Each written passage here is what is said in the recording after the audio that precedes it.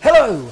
Yes, I thought I'd do a quick update video on my S15 because I'm in the process of importing a Nissan Silvia S15 Spec B-Package actually as well. But I'm in the process of importing that and it's arrived now. Well, it's arrived in the UK because I'm using a company called Torque GT to import it for me. I don't actually live in the UK, I live in Gibraltar, which is a British colony off the south of the Iberian Peninsula. So the S15 has arrived now, it's with Torque GT, we've already done a few things, so I'll put a photo up somewhere around here of what it looks like in Kobe in Japan, and so I'll put also the auction sheet up if I can find it. I'll put a screenshot of the auction sheet. Now it was a grade 4, so it was in pretty good shape for its age, and it's like 18 years old now, so it was in good shape for its age, and it's also a B package.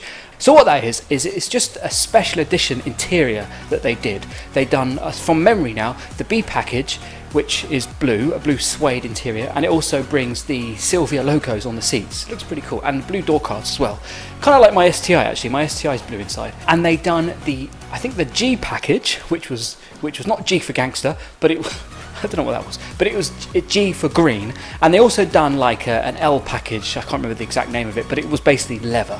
And so they've done a few special editions, and this was interesting actually, sidetracking a bit, which is quite interesting because Nissan also done a special edition based on the Ferrari, because I think the Nissan designers based the Nissan Silvia S15 on a Ferrari 458 from memory, and I think the profile of the cars look quite similar too. So Nissan decided in all their wisdom to do a special edition, and they put like a Ferrari style grille. Some people call it of the good, bad and the ugly, some people call it the ugly one, but anyway, I think it looks all right, but perhaps Nissan took that one a bit too far. So mine is the B package, and you can see from these photos from the auction in Kobe in Japan, well, it was sort of sitting there waiting to be shipped.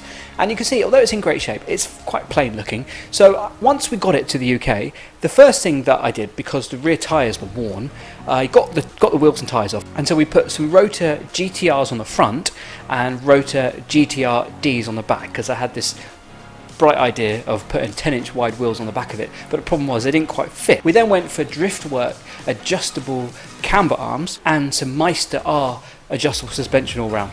So this now is what it looks like now, but that wasn't it.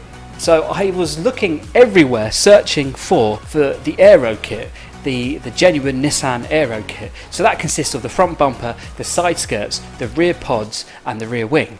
And after loads and loads of searching, I managed to find all the pieces. So now the S15 looks like this. But of course, we're not stopping there. Now this is why it's taken so long. It went a bit quiet over the winter months, but we're back up and running. And I also put a photo here of the bits that have arrived.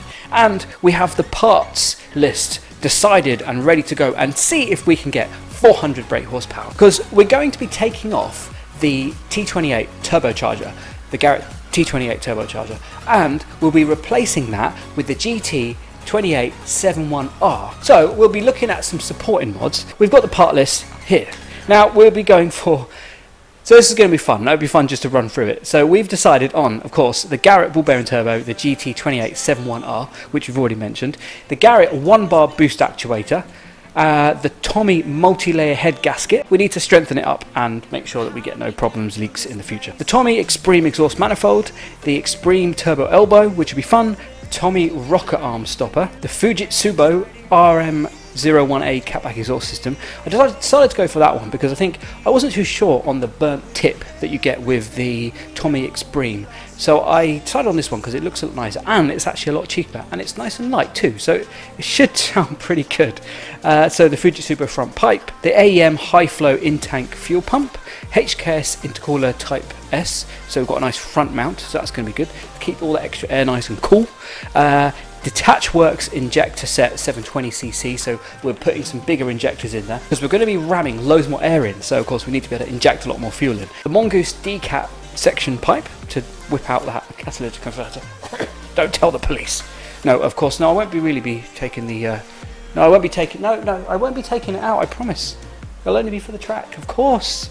No, I'm joking. No, we will be using the catalytic converter, don't you worry. Okay, HKS Super Power Flow reloaded. Wiseco piston kit, because we want to put some forged pistons in to keep it nice and strong so it can deal with the extra power. K1 Conrod set, H-beam, King Racing main bearing set, King Racing Conrod bearing set, ACL thrust bearing set, ARP main stud kit, Link G4 Plus plug-in ECU, which we're going to need. Yeah, in that photo you'll see we decided on the competition clutch stage 2 kit. Okay, and an ultralight flywheel. And of course we're going to skim the head and of course the mapping session. So it's a lot of work that needs to be done, but I think it'll be fun and see if we can get that 400 brake horsepower. No expert at all with all this stuff, but I just kind of learn as I go along, and you know, where I can, I like to do things myself, and I think a lot of people like to do things themselves. It's a bit different if you haven't got the tools or really the time to work on it. And for me, it's because Torque GT have imported it, and it works out nicely that they know what they're doing. They've got a rolling road. We can do all the tests we need to do, and they know what they're doing. So it's going to be good fun, and I'm hoping it'll be ready in about March time. Where my girlfriend and I drive up. We're going to drive all the way up in the STI, and then do the switch, and probably spend a few days in England because I've got some family there, and then we'll drive all the way down back to Gib, where I will then import it into Gibraltar. And I look forward to hopefully doing a lot of videos on it, and I want to start getting into maybe doing some cinematic videos with cars. I've got a friend who has a classic 89 Prelude, so that's going to be really fun to do maybe a video on that. There's also a few people around Gib with some nice cars. Hopefully I can do some videos on their cars. So I think that's kind of what I wanted to say. It's just a quick update on the S15 import, which I'm looking to get it down here at about May time. I'm looking to collect it and do some videos on it, and I want to document the trip all the way up to England to get it and all the way down in it. It's going to be a lot of fun. Wherever you are, wherever you are, have an awesome day, and I'll see you in the next one.